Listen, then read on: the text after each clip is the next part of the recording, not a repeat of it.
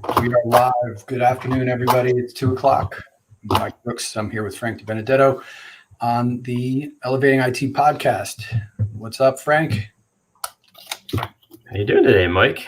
Am I coming in loud and clear? I adjusted my microphone, and I'm not sure if it's at the right volume. How do I sound? Do I sound good? You sound excellent. No Thanks. problems on this side. Good deal. So we are going to wrap up our conversation on gap selling this week. We've got the final one. And we're going to do a couple giveaways again this week. So I've actually got, last week we just kind of picked a number randomly. But this week I've got a fancy pants random number picker. So we can do this official. What do you think about that? Outstanding. I have a good story for you, Mike. Might I tell you? Please. What kind of restaurant do you think I ate at last night? An expensive one. No, not that type. A steakhouse. Steakhouse. So for everybody listening, Mike and I have hit some pretty good steakhouses around the country in our travels for audits. One of our favorite things to do when we're on the road is hit a nice steakhouse. So Mike always makes fun of me and says it's all you eat is steak, which is not true. I do like sushi as well. However, there's a restaurant in New Jersey called the Butcher Block, and it's become slightly famous around here. A lot of the Jersey Shore cast will go there. So like The Situation and Snooki and a bunch of them will have gone.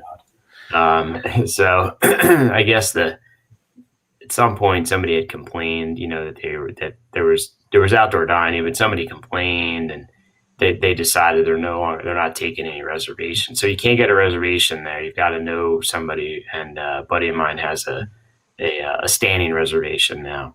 So we went there and the food was great. I mean, just like really spot on. And it's kind of more of the Peter Luger style where, they cut it for you, like the big. Never been. Peter Luger? Oh, breaking my heart. Nope. Well, anyway, bone-in ribeye, dry aged, and the deal is that they're a butcher shop. It doesn't look like a butcher shop, but they bring you inside. They show you the cuts of meat, and the guy's like literally got a bandsaw, and the guy's like, and they're like cutting. And you can pick, like the cut you want, and certain ones you could pick like how many ounces, so if you want some crazy, huge steak, you can do that. But it was really good. It was my first real eating out experience in New Jersey in like 5 months. Did you eat inside or outside? It was outside. Although I think now you can eat inside. Like there's like partial, like 25% capacity. But it's all outside. Apparently where we were eating, what used to be the parking lot, you would never know it. Like they did an amazing job at like creating like this like pretty cool, like temporary kind of awning and, table. So kudos to them. Long Branch, New Jersey. Check it out. The Butcher Block. Highly recommended. Hard to get in. Food is great. And that's my story, Mike. But I thought of you the entire time as I was eating and drinking.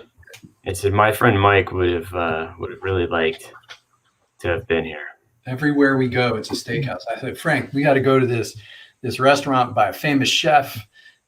We're in this town, we're in this place. There's a famous chef who has a restaurant here. Let's go to this place, or some really eclectic, or something you can't get in outside of that location. Where does Frank want to go? Steak.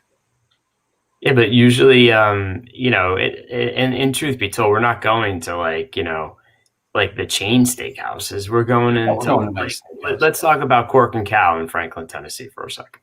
That's a good steak place. We're always happy when we go there. We always love that place. Still my favorite steak place in the entire country. I'll put them up against anybody. Service impeccable, food amazing, drinks great. Food last night was really good. A little different vibe there. It's just, a little more. During COVID, I'm sure it's everywhere. But Yeah, well, there's two types. Like some steakhouses, like Cork and Cow, they will serve you your steak intact, right? And it's not cut. You get your steak, and I kind of like that a little better. Peter Luger's and Last Night, what they do is when it comes out, it's on like almost like a sizzle pan, Right. and it's a reverse sear, so it's not regular grilled. Amazing flavor, just really good. But what they do is they cut it for you. So you've got these like large, sort of long slices of the meat that you take off the plate for you. So like two different styles. But anyway, all right. Sorry, I just thought you'd enjoy that. I did. That was a good story. I'm hungry now. Now I'm jealous. We're I not on haven't the road. been to like one restaurant in 6 months. Yeah, it's kind of like our virtual outing because hit the road. So Wow. anyway, back to you, Mr. Brooks. Yeah, let's talk about. We're going to talk about that number nine. Beatles. Anyway, no, not a Beatles fan. Not really. Really? Not a big Beatles fan. That's terrible. Terrible. So we're talking about number 9 for the ninth truth bomb of gap selling, and we're going to give away. We're going to give away a copy. You got yours. I got mine. We're going to give away a copy today. Participate though, and to get a copy, you have to comment. So Dave made a comment before as he came in. Show Dave's name there. Dave said all good. Probably when we were talking about the sound. Make a comment. You got a comment to get in. Yeah, tell us about some sales you made, though. I mean, let's up the ante here. I want to hear about the sales that you're making. Yeah, sure. That's it's exciting to see how many MSPs are out there helping the small businesses that are in need right now. And I just want to hear about those. Yeah, so let's do that. Let's make a leave a comment. Talk about your last sale you made, right? Or the last upsell you made, or the last time you made revenue, whatever you did. If you're an audit user, make sure you let us know you're an audit user. We, of course, would love to hear details from you about any successes you had, but post in whether you're using audit or not. We want to hear stories about the last sale you made. And that includes business reviews. That's a sales process too. When you're sitting in front of a customer, a current client, and you're trying to get them to buy something, that business review is part of that sales process. So put a comment in if you want to be, and whether you're on YouTube or Facebook, doesn't matter. You should be able to comment on either. And if you go to StreamYard.com, because that's the tool we use to go live, StreamYard.com, and I think you can click a link on StreamYard if you're on Facebook or YouTube, and it will pull in your whatever image you have so you can show your smiling face. You can tell the world hi. And as a sales professional, there's nothing more powerful than showing your face.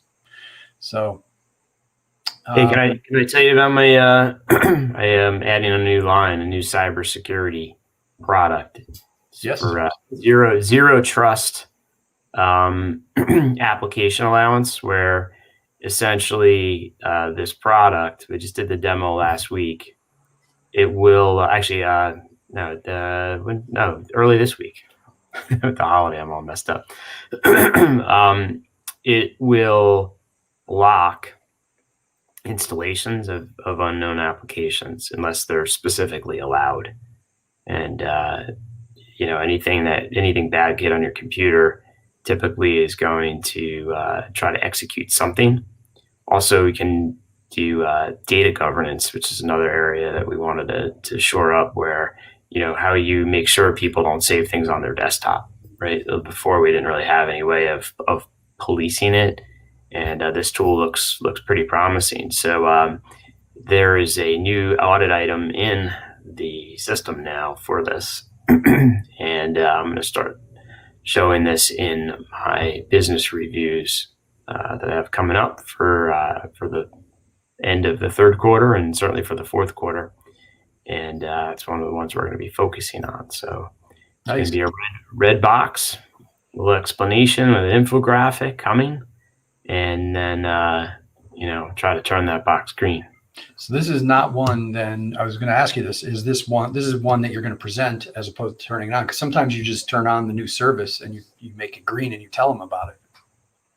Yeah, so we already have some clients that have inquired about this that said, "Hey, can we do these things?" The ones that fall into the financial services world, we're probably going to roll that out and and resolve that. It's going to be a couple bucks a month, per endpoint, but it's something that they need. And then for the other clients that may or may not need it, we'll present this to them and give them an opportunity to buy that. But we think that for the most part, this will be something that everybody wants.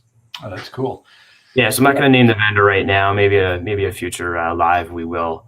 But right now, it's just letting you know what I'm up to. I'm trying to stay relevant and keep up with with what we see in the industry. So anyway, listening, if they're an audit user listening, you should just copy what Frank does because it's free money. It's such an easy template to follow, right? Like Frank's doing the business review. When some new service like this comes out, he slips it onto the audit, turns it red, and now the user, the client, looks at it, and there's probably only one red box on their report when they had all green last time. And they go, what they do is they hone right in on that red box because it's red and it catches their attention. And I think that when I see, like you see the reports, like if you're doing a baseline for a new client, it's going to be a lot of red, a lot of yellow. They expect that when you're doing a sales presentation. But man, there's nothing that grabs your attention more than one red when your score is like a 96. It's so close to 100. So they're going to be interested and they're going to ask you, whoa, what is this? And then what do they always say to you when you explain it to them? Yeah. How much is that? How much does it cost to turn it green? And here's the thing. Let me talk about these incremental add-ons, right? The upsell, cross sells. Now, first, it has to be, good service that they need, right? So we're not talking about just finding anything like a snake oil salesman and then just selling stuff. So this, I truly believe, is a really good product to insert into the stack. So the challenge for an MSP is, one, how do you get that into your current stack? So it's a little bit easier going forward. Like the next new client that I have, that's going to be in the stack, right? So whatever the monthly pricing would normally be for my stack, it might be $2 more a month now, right? And they'll never know that used to be 52 and now it's 54, right? And it's so small that it probably wouldn't, move the needle much anyway.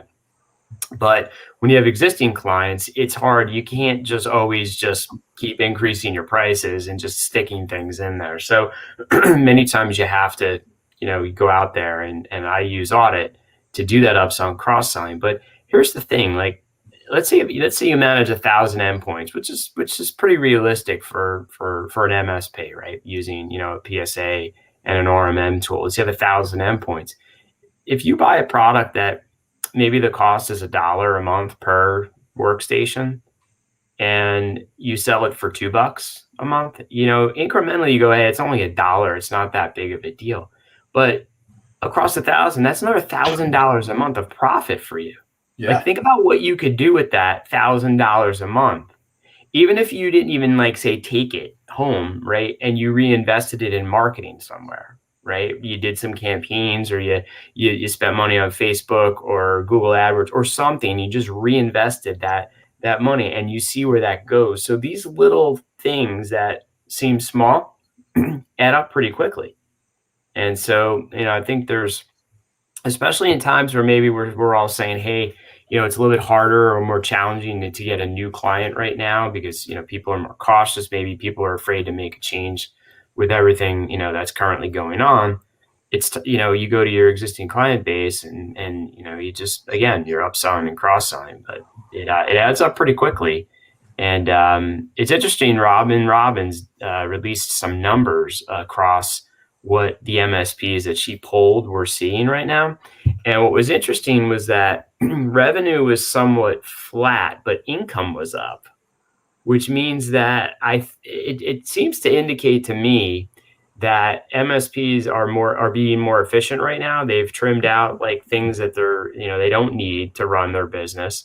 Right. And they're able to, keep more of those dollars. So just an interesting, thing that she saw. It was like across the board, a lot of people, a lot of MSPs, more income on flat revenue. So wow, interesting. Well, let's go before we jump into the gap selling number 9.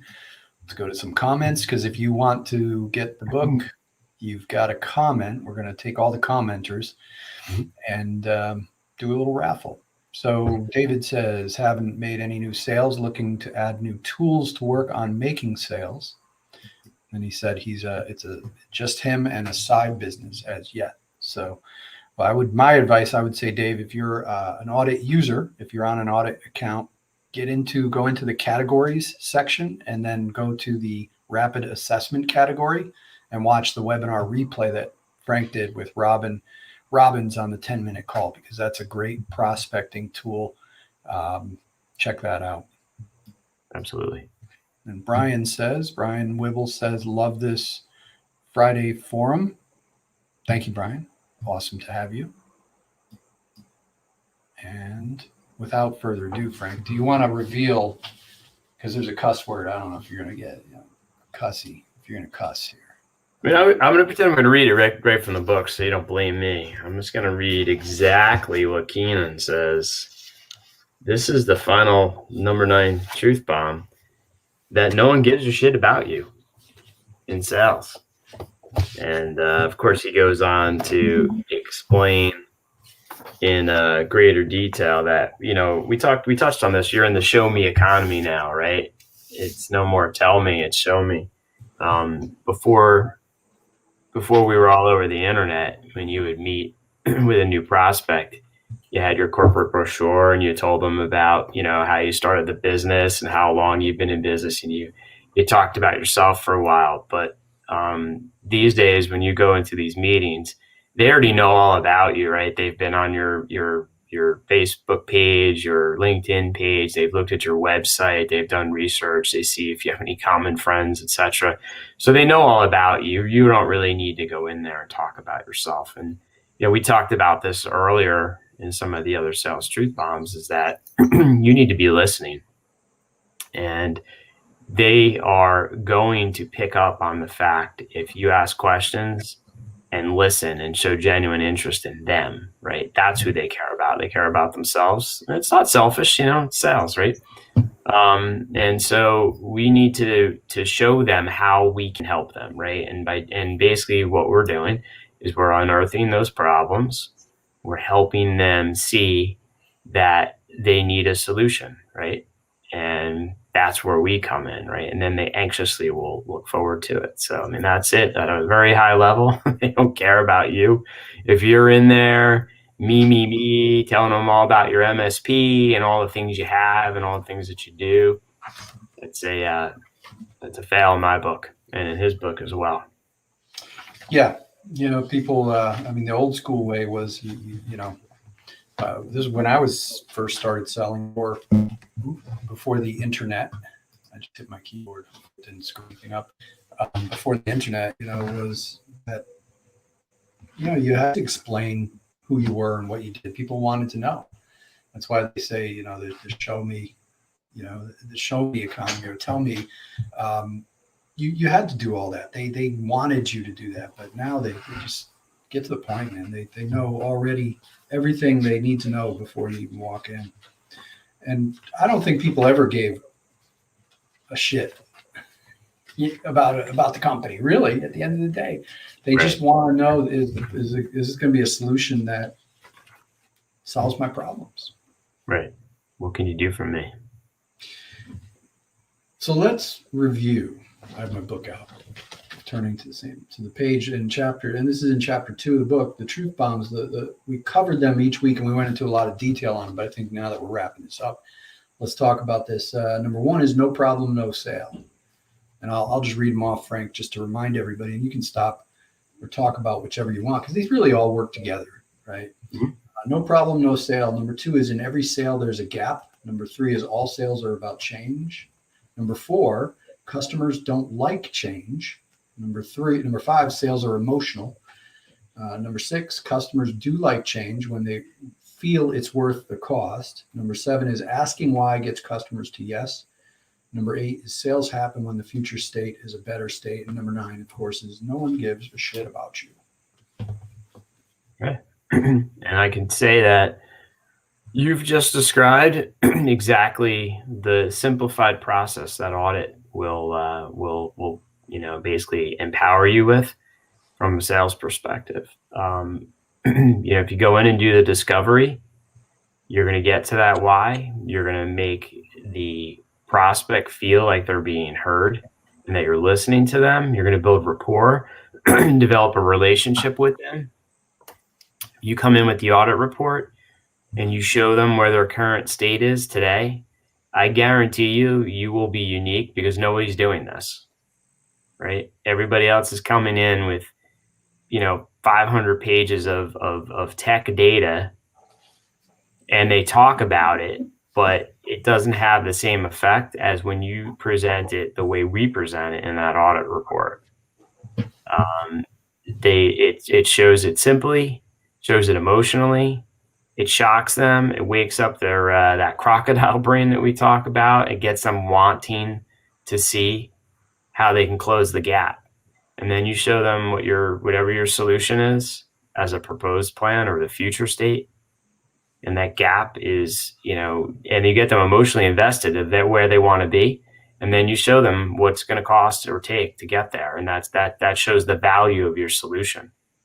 And we see it all the time. You greatly increase the chances of making a sale using a tool like this than if you try to do this, on your own or with the old ways of doing it. Because, what you just laid out in those 9 truth bombs are 100% true. You just need a simplified way to follow that. And I truly believe audit is the way to do that. Yeah. And so we're going to send a copy of the book to somebody in a moment. We're going to do a little raffle. So you got to put a comment in. We'd love to hear how, tell us about the sale, some sale you made recently, closed sale or an upsell that you made recently.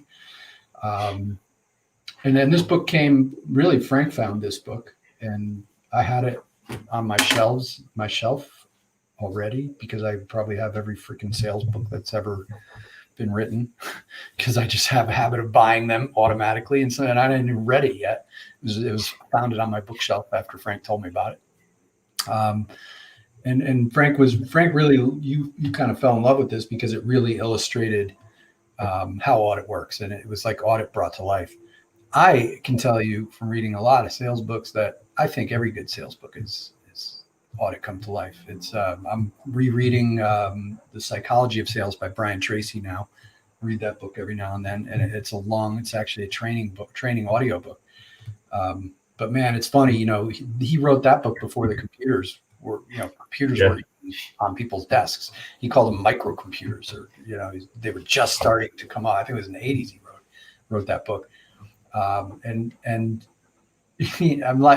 thinking about all the tactics he's doing are because you have to do like setting an appointment, making sure somebody has a calendar out now, right? He's talking about a calendar, bringing out the calendar, making them commit to it now. I'm like, these days you just send a calendar invite and they auto confirm, right? So there's tools that we have that, but it's like the theories and the things he's doing are real tried, true things. And every step of the way, I'm like, ooh, audit helps with that. Audit does that. Audit does that. Audit does that.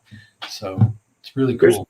Here's why I like this book. The book is about 200 and let's call it 20 pages ish. And the first 60 pages explain exactly how and why audit works. So that's part 1 of the book. So if it's called Know the Game, right? So it's all about, you have to know how the game's played in order to play it properly, because most of us don't know how to play this game. And so that first little 60 pages, you could knock this out in, an hour or less, and it will completely explain and validate why audit works. Then if you want to get really crazy, part 2 is called How to Play, right? And that is another 60 pages. So now you're up to a whopping 120 pages to get yourself essentially to right through what they call how to do a kick-ass demo, which I think is important, as an add-on to audit. I think doing that demo in the second meeting when you're, showing the results. And I did one today, actually. I did a demo, and I staggered it. I separated it from the presentation of findings, but I knew what the problems were. So I did the demo. I'm showing them the little bells and whistles that will solve their problems, right? I'm not going through like every single thing on there. So I'm focusing. That's what they talk about. But, literally 120 pages, half the book, you pretty much have everything you want. The second half of the book is really about, your sales process, like how to move deals through the pipeline and a little bit of troubleshooting, tweaking. So, the whole thing is a good read, but literally if you only have time for 60 pages, you're going to get the essence. You double that, you've really empowered yourself with something simple here. My challenge with selling, with reading those books or even attending sales trainings was that it makes you have to like change everything that you do in your process. And a lot of those books just tell you enough and then leave you hanging. Like you've got to then figure it out how to sell your widget, right? And that's always frustrated me because it gives me just enough information to make me feel like what I'm doing is wrong, but I don't know what to do to make it right. And with audit, you've got the tool. That is the tool. If you read 120 pages of this book, it explains exactly how to use it and why it works. And then here's the kicker. All you got to do is make one sale and you'll be a believer, right? The first time it works, and we see the comments all the time, we've gotten them on live and we get emails all the time. The first time it works, you can just see and hear the excitement in that MSP's voice. Like they're so excited they closed the deal. And then they're going to use that every single time. And then they keep closing more. And that's what's really cool for us is that you don't have to come to some big university and fly somewhere and spend 5 days with us. Literally, you sign up for the tool. You could make money during the trial period, essentially, and read 60 pages of the book, right? Just to really validate it. Because let's face it, Keenan probably tells it better than we are, right? So you might as well just read the book as opposed to only listening to us. And you've got everything you need. You don't need to go to university for 4 years to get a sales degree. You're empowered, and it works flawlessly. You don't have to complicate it. You don't need 1,000 other tools. You don't have to add to the report. It just works. So awesome. Well, with that, let's put a last comment we got here is from Jim. It says, "What's up, fellas? Old school MSP owner that sold in 2013, spinning up new MSP down in Florida and getting back into the game." Cool. Well, good luck, Jim. Good luck.